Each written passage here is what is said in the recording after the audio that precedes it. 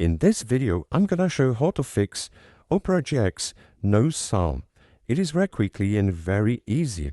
First of all, I will point out that I'm doing the process on this version of Opera GX, but the process works on any version of Opera GX, okay?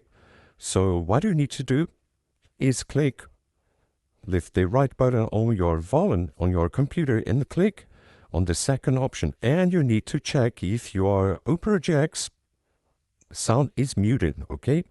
So this is the first step of the process. The second thing you need to do is click at the top right corner on the three lines is setup, swipe down until you find go to full browse settings at the last option. So click, and here you need to click on search settings and you will search for sounds. So just search sounds or a sound, okay, and swipe down until you find browse sounds.